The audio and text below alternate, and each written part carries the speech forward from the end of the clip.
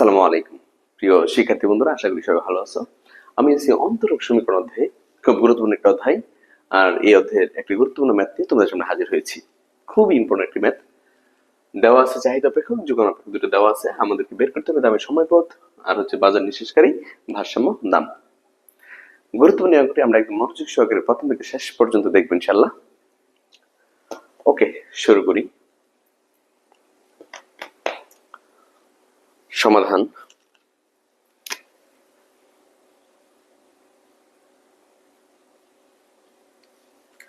তোমাকে শুরুতে লিখে নিতে হবে যে দেওয়া আছে চাহিদা অপেক্ষক,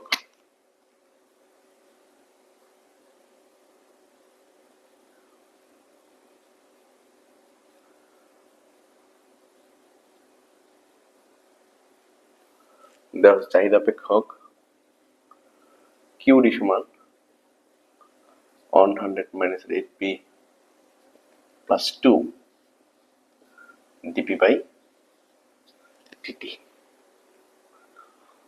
এবং যোগান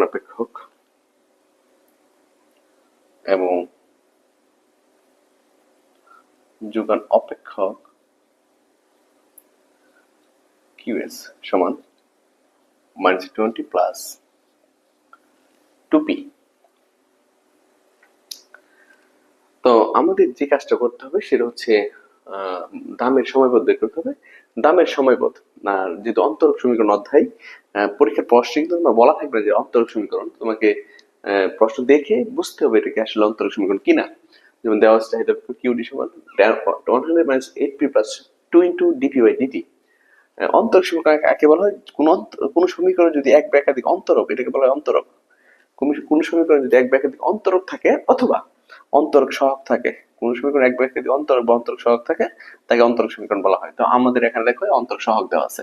এই অন্তরক সহগ থেকে আমরা সিদ্ধান্ত নিতে পারি যে এটা হচ্ছে অন্তরক সমীকরণ। আর অন্তরক সমীকরণ থেকে আমরা দামের সময়পথ বের করবো। কিভাবে করবো? অন্তরক সমীকরণে দুই ধরনের সমাধান হয়, সাধারণ সমাধান আর বিশেষ সমাধান। তো অন্তরক সমীকরণের ক্ষেত্রে সাধারণ সমাধান বের করবো, বিশেষ সমাধান বের করবো। দুটো সমাধান বের করে যা পাবা সেটা হচ্ছে দামের সময়পথ। তাহলে শুরুতে তোমাকে আগে অন্তরক সমীকরণ বের করতে হবে, চাহিদা এবং যোগান অপেক্ষক থেকে অন্তরক সমীকরণ বের করতে হবে। আমরা বাজার ভারসাম্য শর্তে চলে যাব। যে আমরা জানি ভারসাম্য শর্ত অনুসারে আমরা জানি ভারসাম্যের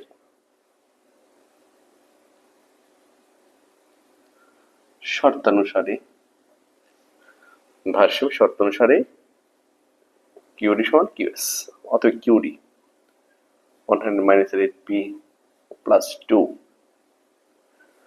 dp by dt সমান -20 plus 2p -20 plus 2p। বা তোমাদের প্রথম কাজ হচ্ছে যে অন্তরক সমীকরণ বানানো। আর অন্তরক সমীকরণের মূল রূপ হচ্ছে এটা dy by dx plus ky সমান c। অর্থাৎ এখানে অন্তরক সহগ থাকবে, এবারে এই পাশে একটা স্থির পদের সাথে অধীন চলক থাকবে, ঠিক আছে?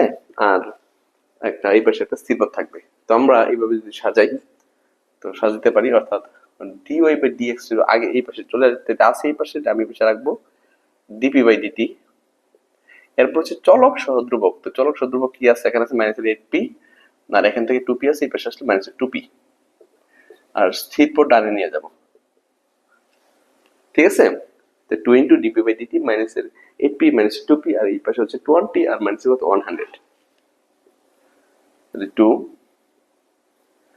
dp by dt minus 10p, 8p R 2p হচ্ছে 10p minus 120।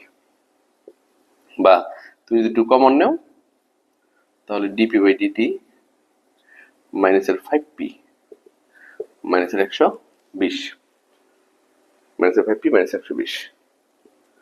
তাহলে 2 কমন নিছে, 2 ওই পাশে দিয়ে ভাগ করে দিব, মাইনাস 5p যদি আমি এই পাশে ভাগ করি তাহলে মাইনাস 120 কে ভাগ করে দিব 2 দিয়ে, ঠিক আছে?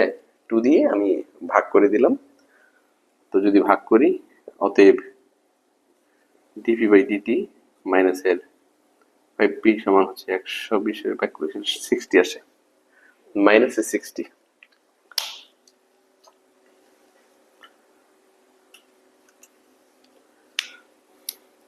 ঠিক আছে, 2 dp by dt minus dt হচ্ছে 2p, 20 minus 100 হচ্ছে 10p, 122 কমন নিলে 5p, 5p 2 60, ব্যাস। এর এক নং দিয়ে দিব। এটা হচ্ছে অন্তরক সমীকরণ। আর এই অন্তরক সমীকরণ হচ্ছে অসমজাতীয়। আমরা জানি অন্তরক সমীকরণ দুই প্রকার, সমজাতীয় একটা হচ্ছে অসমজাতীয়। যদি অন্তরক সমীকরণ অন্তরক সমীকরণ কোনো স্থির পদ থাকে তাকে বলা হবে অসমজাতীয়। যেমন এখানে একটা স্থির পদ -60 আছে, এটা হচ্ছে অসমজাতীয় অন্তরক সমীকরণ। আর যদি এখানে শূন্য চলে আসে তাহলে সেটা হবে সমজাতীয়। যদি এখানে শূন্য চলে আসতে তাহলে আমরা জানতাম এটা হচ্ছে সমজাতীয় অন্তরক সমীকরণ। ওকে, এই অন্তরক সমীকরণ থেকে আমরা দুই ধরনের সমাধান করব। প্রথমে সাধারণ সমাধান, আর সাধারণ সমাধান বের করার মাধ্যমে আমরা বিশেষ সমাধান বের করব। আর বিশেষ সমাধান পেয়ে গেলেই দামি সময়পত্র পেয়ে যাব। ওকে, তাহলে আমরা একটু লিখে নিতে পারি যে সাধারণ সমাধান নির্ণয়।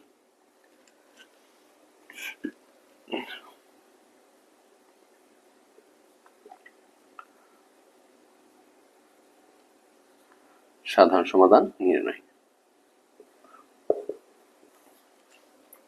তো সাধারণ সমাধান নির্ণয়টা কি? সাধারণ সমাধান নির্ণয় করবো আমরা যেহেতু অসমজাতীয় অন্তরক সমীকরণ। অসমজাতীয় অন্তরক সমীকরণের ক্ষেত্রে সাধারণ সমাধান নিয়ম হচ্ছে পিটি সমান পিসি প্লাস পিপি। এই হচ্ছে তোমার সাধারণ সমাধান ফর্মুলা। অসমজাতীয় যেহেতু অসমজাতীয় অন্তরক সমীকরণ, এটা কি অসমজাতীয় অন্তরক সমীকরণ। আর অসমজাতীয় অন্তরক সমীকরণের ক্ষেত্রে সাধারণ সমাধান নিয়মটা হচ্ছে পিটি সমান পিসি প্লাস পিপি। এই হচ্ছে সম্পূরক ফাংশন আর হচ্ছে বিশেষ সমাকলন। অর্থাৎ সাধারণ সমাধান বের করতে গেলে তোমাকে সম্পূরক ফাংশন বের করতে হবে এবং বিশেষ সমাকলন বের করতে হবে। সাধারণ সমাধান বের করতে গেলে তোমাকে সম্পূরক ফাংশন এবং বিশেষ সমাকলন বের করতে হবে। তাহলে আমি শুরু করি। প্রথমে সম্পূরক ফাংশন নির্ণয় লিখি। এখানে সম্পূরক ফাংশন নির্ণয়।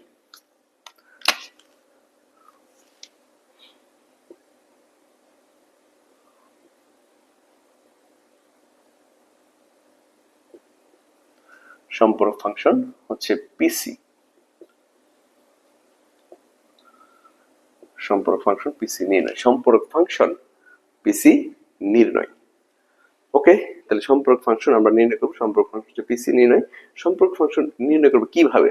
সম্পূরক ফাংশন নির্ণয়ের উপায় হচ্ছে এই যে এক নং অসমজাতীয় অন্তরক সমীকরণ যেটা আছে সেটাকে প্রথমে আমাকে সমজাতীয় বানিয়ে নিতে হবে। আমরা একটু লিখে নেব যে এক নং সমীকরণকে সমজাতীয় অন্তরক সমীকরণ রূপ দেই। এক নং সমীকরণকে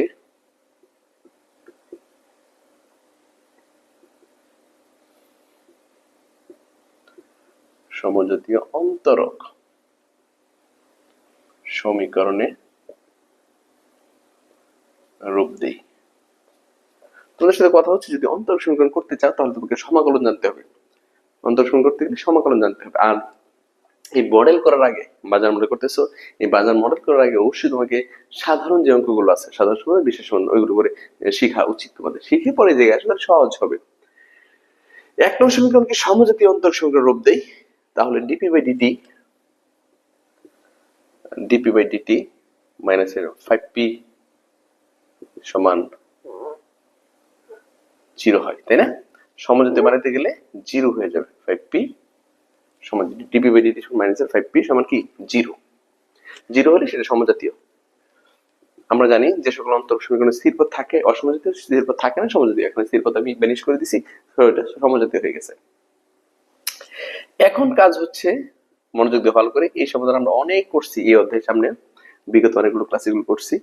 যে তোমার অন্তরক সহগ যেটা আছে ডিপি বাই ডিটি, এটাকে বাম পাশে রাখবা, বাকি সব ডানে নিয়ে যাবা। ডিপি বাই ডিটি বাম পাশে রাখবা, বাকি সব ডানে নিয়ে যাবা। ডিপি বাই ডিটি বাম পাশে রাখবা, বাকি সব ডানে নিয়ে যাবা। ওকে, এরপরে এই ডিপি কিন্তু লব উপরে আছে, উপরে যেটা থাকে সেটা এই পাশে রাখবা। এখানে থাকা উপরে থাকে একই কথা। আর এখন চলক যেহেতু দিয়ে সাথে পি আছে, ডান পাশে যদি কোনো পি থাকে, পিটা বাম পাশে নিয়ে আসবে। যদি গুণ আকারে থাকে তাহলে ভাগ আকারে আসবে, গুণ আকারে থাকলে ভাগ আকারে আসবে। তুমি দেখো এখানে পিটা গুণ আকারে আছে, এই পাশে আসছে কি আকারে? ভাগ আকারে। আর এই পাশে থেকে পি চলে আসছে, তাহলে রয়েছে 5। কি রয়েছে? 5 রয়েছে। আর এই ডিটিটা নিচে আছে, সেখানে উপরে চলে যাবে। এই কাজটা কিন্তু করতে হবে। আর আমরা অন্তরক সমীকরণের বিগত যে অঙ্কগুলো করছি, অনেকগুলো অঙ্ক করছি, এই কাজটা কিন্তু প্রত্যেক অঙ্কে দেখাইতে হয়, তাই না? ওকে, তাহলে কি করলাম? অন্তরক সহগ যেটা, এটা বাম পাশে রাখলাম, আর বাকি ধ্রুবক চলক ডানে নিয়ে গেলাম। এরপরে ডিপির বাম পাশে উপরেই থাকবে, আর এই পাশ থেকে যে চলক থাকবে চলকটা বামে চলে আসবে। গুণাকার আসছে, ভাগাকার, গুণাকার আসছিল, ভাগাকার আসছে। আর রয়েছে এখানে 5 আর ডিগ্রিটার নিচে ছিল হর, এর পাশে লগ হিসেবে যাবে। এবার তুমি সমকলন চিহ্ন দিয়ে দাও, লিখতে পারো যে উভয় পাশে সমাকলন নিয়ে বা উভয় পক্ষকে সমাকলন করে, সাইড নোট যদি চাও দিতে পারো, উভয় পক্ষকে সমাকলন করে, সাইড নোট জরুরি না একদম, দিলে দিতে পারো। এখন 1/p এর সমীকরণ log p, 1/p এর সমীকরণ log p, কারণ আমরা জানি সমীকরণ সূত্র অনুসারে 1/x এর সমীকরণ log x, সো 1/p এর সমীকরণ log p। আর সমীকরণ হয় দুই ধরনের, একটা হচ্ছে নির্দিষ্ট সমীকরণ আর একটা হচ্ছে অনির্দিষ্ট সমীকরণ। যদি সমীকরণের চলকের মানের সীমা দেওয়া থাকে 2, 5 এরকম সীমা যদি দেওয়া থাকে, এখানে যদি সীমা দেওয়া থাকবে তাহলে এটাকে বলে নির্দিষ্ট বা সুনির্দিষ্ট সমীকরণ। আর যদি সীমা দেওয়া না থাকে তাহলে সেটা হয় অনির্দিষ্ট সমীকরণ। অনির্দিষ্ট সমীকরণে একটা স্থির পদ যোগ করতে হয়, সেটা সি হয়, কে হয়, এ হয়, যে কোনো ধরা যায়। আমি একটা সি ব্যবহার করলাম, সি 1 দিতে হবে কারণ সমীকরণ দুই পাশে আছে, এই পাশের জন্য একটা ধ্রুবক, এই পাশের জন্য আরেকটা ধ্রুবক। 5 t প্লাস c2 বলে রাখি, যেমন এখন 2x 2 এর সমীকরণ কি 2x, যেহেতু x আছে। 5 এর সমীকরণ কি 5x, 10 এর সমীকরণ কি 10x, যদি এখানে 1 থাকে 1 এর সমীকরণ কি শুধু 1x, 1x তো লাগে না, x প্লাস c, আর এই পাশে c1, এই পাশে c2। log p আর c1 সমান 5 t, c2 থেকে আমি c1 বাদ দিয়ে দিব, c2 থেকে c1 টা বাদ দিয়ে, সরি c2 থেকে c1 বাদ দিয়ে দিব, বা log p 5t plus c2 একটা ধ্রুবক, c1 একটা ধ্রুবক, যদি ধ্রুবক থেকে ধ্রুবক বাদ যায় যা পাবো সেটা একটা ধ্রুবক। মনোযোগ, c2 একটা ধ্রুবক, c1 একটা ধ্রুবক, c2 একটা ধ্রুবক, c1 একটা ধ্রুবক, ধ্রুবক থেকে ধ্রুবক চলে গেলে যা পাবো সেটা একটা ধ্রুবক। তাহলে c2 থেকে c1 যদি বাদ দিয়ে দেই একটা ধ্রুবক পাবো, ওইটা একটা ধ্রুবক। আর ধ্রুবক হিসেবে আমরা এখানে যোগ করতে পারি, এখানে বামে যদি একটা লগ থাকে, অর্থাৎ তুমি সমাধান করার ক্ষেত্রে কোনো একটা লগ যদি আসে তাহলে অবশ্যই স্থির পদ সমান তোমাকে একটা লগ ধরতে হবে।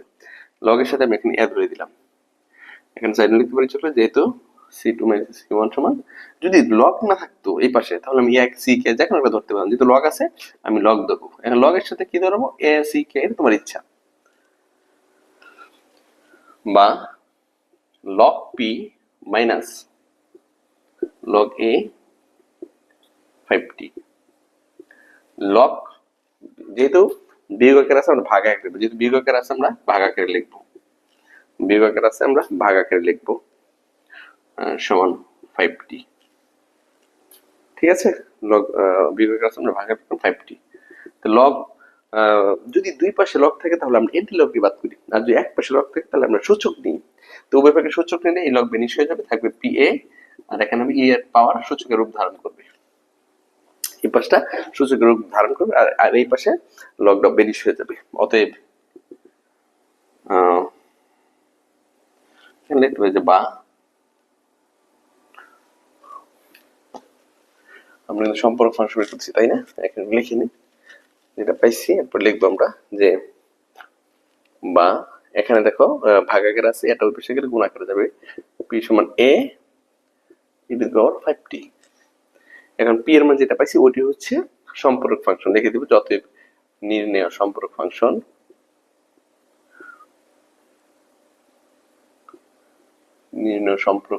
pc সমান a e to the power 5t। নির্ণেয় সম্পর্ক ফাংশন pc সমান a into e to the power 5t, নির্ণেয় সম্পর্ক ফাংশন pc সমান a into e to the power 5t। ওকে, এটা হচ্ছে তোমার সম্পর্ক ফাংশন। তো সম্পর্ক ফাংশন তো বের করলাম, আরেকটা বিষয় লাগবে, তোমরা জানো সাধারণ সমাধানের জন্য দুটো বিষয় লাগে, সম্পর্ক ফাংশন আর হচ্ছে বিশেষ সমাকলন। আমরা এখন বিশেষ সমাকলনটা বের করবো। হ্যাঁ, একটু লিখে নিই যে বিশেষ সমাকলন নির্ণয়, বিশেষ সমাকলন নির্ণয়। বিশেষ সমাকলন হচ্ছে পিপি, পার্টিকুলার ইন্টিগ্রাল।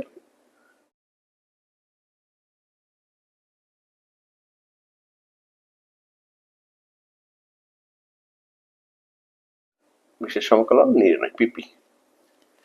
এখন বিশেষ সমাকলন পিপি যেটা নির্ণয় করব, বিশেষ সমাকলন পিপি নির্ণয় কিভাবে করব, আমাদের যে চলকটা আছে ওটাকে আমরা অধীন চলক যেটা আছে সেটাকে আমরা ধ্রুবক ধরে দিব, তাহলে অধীন চলক আছে এখানে পি, তাহলে আমি ধরি পি একটি ধ্রুবক, তাহলে পি যদি ধ্রুবক হয় তাহলে এই ধ্রুবক আমি টি এর সাপেক্ষে যদি অন্তরকরণ করি ধ্রুবককে, তার মানে জিরো হয়ে যাবে, জিরো হয়। কথা বোঝো নাই? পি যদি ধ্রুবক হয় আর তোমাকে যদি টি এর সাপেক্ষে একটা ধ্রুবককে অন্তরকরণ করো, পি এর মানে আমি ধরো কে ধরলাম, তাহলে এখানে দেবো কে, তো টি এর সাপেক্ষে এর অন্তরকরণ কি হবে, জিরো হবে, ধ্রুবকের অন্তরকরণ জিরো। পি একটি ধ্রুবক, তাহলে ডিপি বাই ডিটি সমান কি, জিরো হয়। পি একটি ধ্রুবক, তাহলে ডিপি বাই ডিটি সমান জিরো হয়। অতএব অতএব লাগবে না, এখানে লিখে নেই যে এখন ডিপি বাই ডিটি এর মান 1 নং সমীকরণে বসিয়ে পাই, এটা লিখে নিতে পারি যে এখন এখন ডিপি বাই ডিটি এর মান 1 নং এ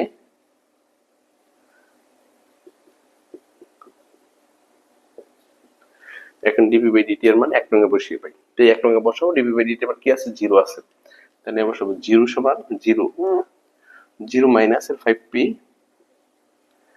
মাইনাস এর 60, বা পি সমান মাইনাস এর 60 মাইনাস এর 5, পি সমান 12, কথা বলছি আমরা, পি এর মান 12।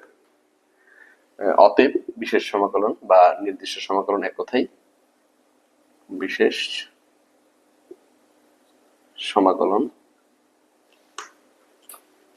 বিশেষ সমাকলন পিপি সমান 12।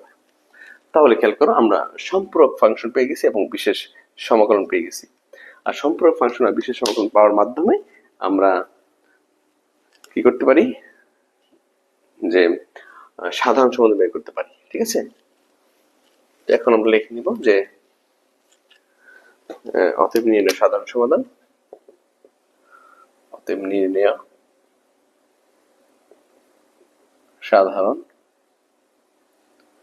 সমাধান পিটি, পিটি সমান হচ্ছে পিসি প্লাস পিপি, পিসি প্লাস পিপি। তো পিসি এর মান কত, এ ই টু দি পাওয়ার 5t আর পিপি হচ্ছে 12। এই হচ্ছে তোমার সাধারণ সমাধান। তো সাধারণ সমাধান করে নিছি, আমাকে এরপর করতে হবে বিশেষ সমাধান, আর বিশেষ সমাধান বের করার সাথে সাথে দামের সময়পত্র আমরা পেয়ে যাব। তো নির্ণয় সাধারণ সমাধান পেয়ে গেছি আমরা, এবার বিশেষ সমাধানটা বের করে নিব।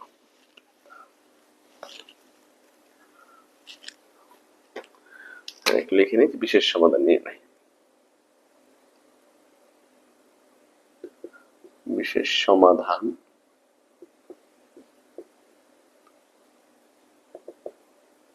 বিশেষ সমাধান নির্ণয়। তো বিশেষ সমাধান নির্ণয় করতে গেলে যেটা করতে হয় আমাদের, সেটা হচ্ছে যে বিশেষ সমাধান নির্ণয় করতে গেলে আমাদের এখন কন্ডিশন দেওয়া থাকবে, এই যে কন্ডিশন, এই কন্ডিশন থেকে আমরা বিশেষ সমাধান নির্ণয় করব। তো যেটা দেওয়া আছে আমরা লিখে নেব যে দেওয়া আছে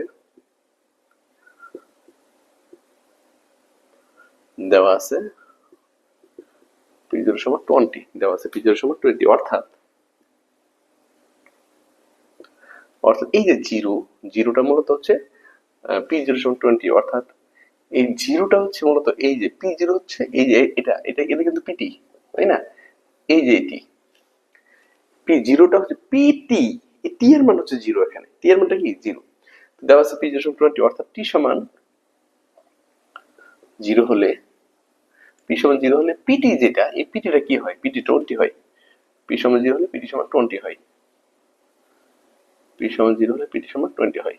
ঠিক আছে, এখন আমরা কি লিখবো যে পিটি p0 সমান 20, এই যে জিরো পর্যন্ত টি এর মানটা, টি সমান জিরো হলে পিটি সমান কত হয়, 20 হয়। অতএব এই যে পিটি, এই পিটির মান আমি কি লিখতে পারি, 20, অতএব 20 সমান এ ই 5, টি এর মান 0 প্লাস 12। তাহলে এখানে এ, এটা তো জিরো হয়ে গেছে, এর উপরে জিরো হলে 1 হয়, তাহলে এ প্লাস 12 সমান 20, এ সমান 20 মাইনাস 12, অতএব এ পাইছি আমি কত, 8। এ যেহেতু আমি 8 পেয়ে গেছি, এখন তো বেশি আমি 8 পাইছি, ঠিক আছে, অতএব বিশেষ সমাকলন আমরা লিখে নিতে পারি, অতএব বিশেষ সমাধান, অতএব নির্ণয় বিশেষ সমাধান, নির্ণয় অতএব নির্ণয় বিশেষ সমাধান, নির্ণয় বিশেষ সমাধান পিটি সমান, এখানে এর মানটা শুধু বসিয়ে দিবে। এর কত পেয়েছি আমি 8 পেয়েছি, তাহলে 8 5t প্লাস 12 এই হচ্ছে তোমার বিশেষ সমাধান। নির্ণয় বিশেষ সমাধান, এটা হচ্ছে নির্ণয় বিশেষ সমাধান পেয়ে গেছি আমরা। তো যেটা বিশেষ সমাধান পাইছি ওইটি হচ্ছে দামের সময় পথ। তাহলে এখন লিখতে পারছি অতএব দামের সময় পথ, অতএব দামের সময় পথ পিটি সমান 8 5t প্লাস 12 এই হচ্ছে দামের সময় পথ। অতএব দামের সময় পথ যেটা বিশেষ সমাধান পাইছি সেটাই কি দামের সময় পথ। আমরা লিখতে পারি অতএব দামের সময় পথ পিটি সমান 8 5t প্লাস 12। বাস এইভাবে আমরা দামের সময় পথটা বের করে নিব। কি করব, প্রথমে অন্তরক সমীকরণ, বের করব, এই অন্তরক সমীকরণ থেকে সাধারণ সমাধান বের করব, বিশেষ সমাধান বের করব। সাধারণ সমাধান কিভাবে, সম্পর্ক ফাংশন আর বিশেষ সমাধান বের করব, যোগ করব, সাধারণ সমাধান পেয়ে যাবে। এরপর কন্ডিশন প্রয়োগ করে আমরা বিশেষ সমাধান বের করব, যেটা বিশেষ সমাধান সেটা হচ্ছে দামের সময় পথ। এরপর হচ্ছে বাজার নিঃশেষকারী ভারসাম্য মূল্য নির্ণয়, এটা আমরা বের করব। বাজার নিঃশেষকারী ভারসাম্য মূল্য নির্ণয়, বাজার নিঃশেষকারী ভারসাম্য মূল্য নির্ণয়। আমি এখানে লিখব যে 2 নম্বর বাজার নিঃশেষকারী ভারসাম্য মূল্য নির্ণয়।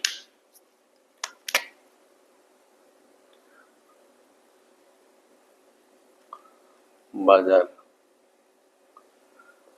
নিঃশেষকারী ভারসাম্য মূল্য নির্ণয়।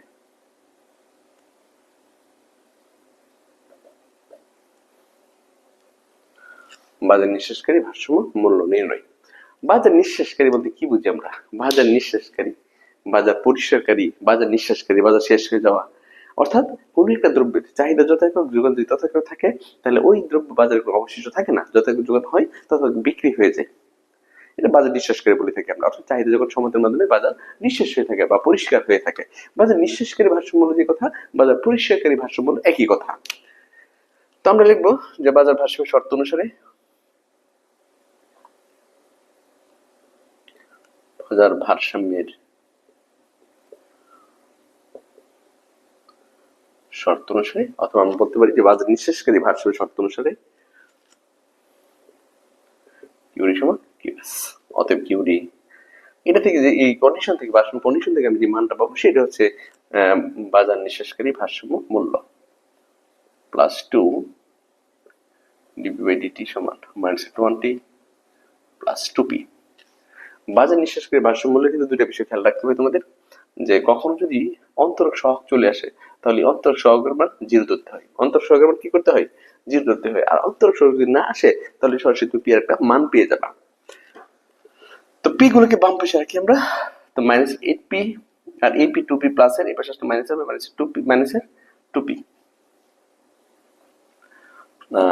স্থির বল 100, এটা ডানে চলে যাবে, মাইনাসের কত?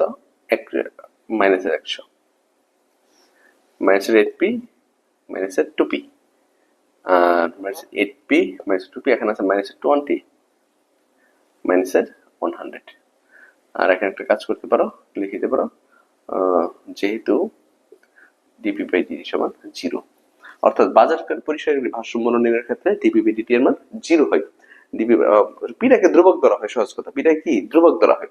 আর ধ্রুবক ধরা হলে ডিফারেন্সিয়েশন করে তার মান কি হয়ে যাবে? 0 হয়ে যাবে। এটা মনে রাখবা সকল ক্ষেত্রে বাজার পরিষ্কারকারী ভারসাম্য মূল্যের ক্ষেত্রে dp/dt সমান 0। যদি dp/dt মান 0 দেয় তাহলে একটু বেনিশ হয়ে গেছে, তাই না? এটা আসবে না, এই লাইনে আসবে, আসবে না।